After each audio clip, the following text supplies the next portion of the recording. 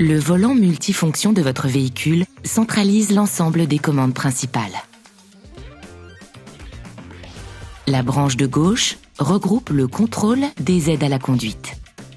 Ce bouton permet d'activer ou de désactiver le limiteur de vitesse. Pour activer ou désactiver le régulateur de vitesse ou le régulateur de vitesse adaptatif, appuyez sur ce contacteur. Ce bouton permet de définir une distance de suivi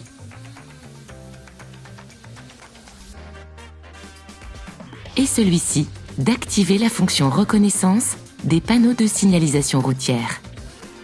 Ce contacteur portant la lettre O permet de mettre en veille les fonctions limiteurs ou régulateurs. Enfin, en pressant ce bouton vers le haut, vous augmentez la vitesse de limitation ou de régulation et en le pressant vers le bas, vous la diminuez.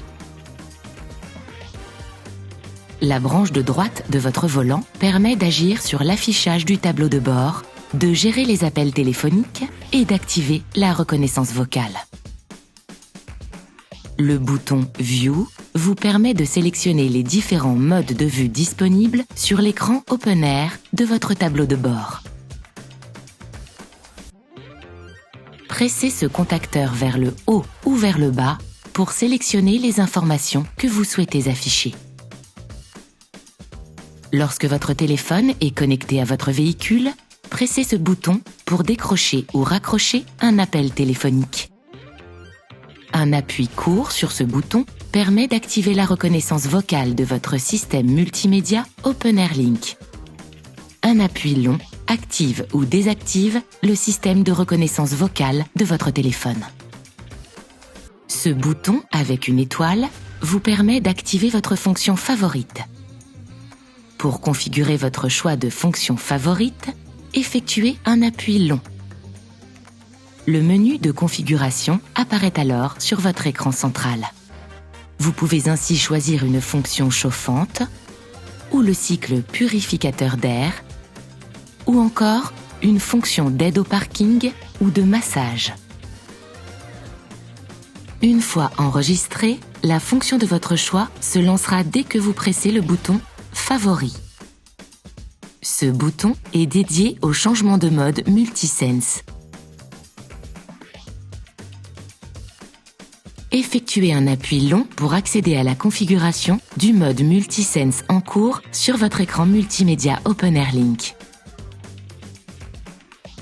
Le volant est complété par des palettes dont la fonction varie selon la motorisation du véhicule.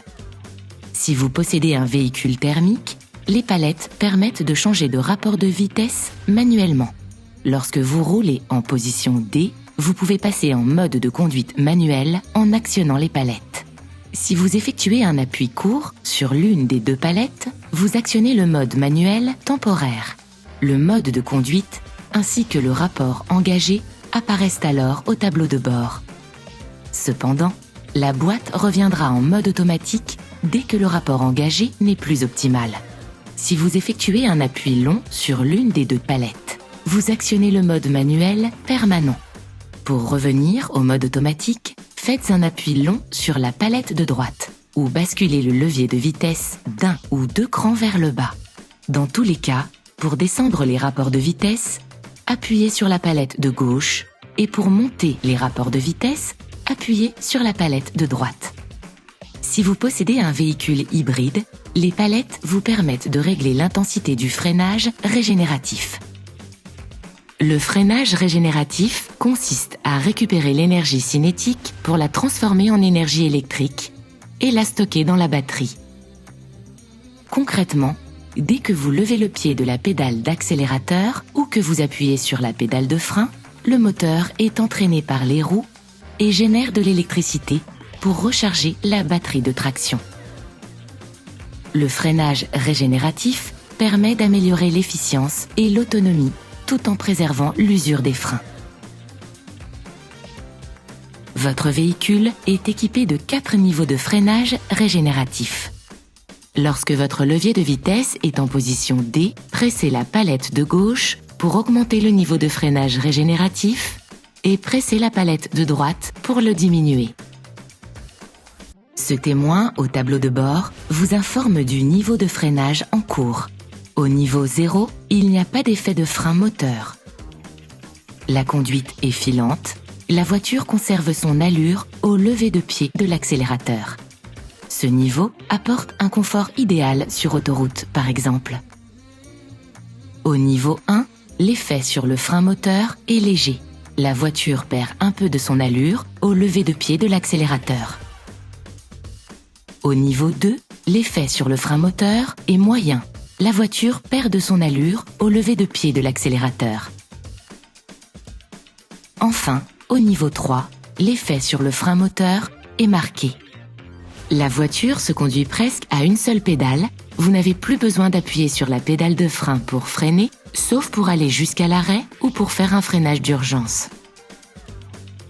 Ce mode de conduite est particulièrement appréciable en agglomération, où les ralentissements et redémarrages s'enchaînent. Enfin, votre levier de vitesse e-shifter est placé derrière le volant. Il est composé d'un sélecteur impulsionnel pour les positions marche arrière, R, marche avant, D, et neutre, N, et d'un bouton latéral pour la position de stationnement, P. Basculez le levier de vitesse d'un ou de 2 crans vers le haut ou vers le bas pour engager le rapport souhaité, puis relâchez le levier. Il reprend alors sa position. La position engagée s'affiche au tableau de bord. Notez que vous devez appuyer sur la pédale de frein pour passer d'une position à une autre.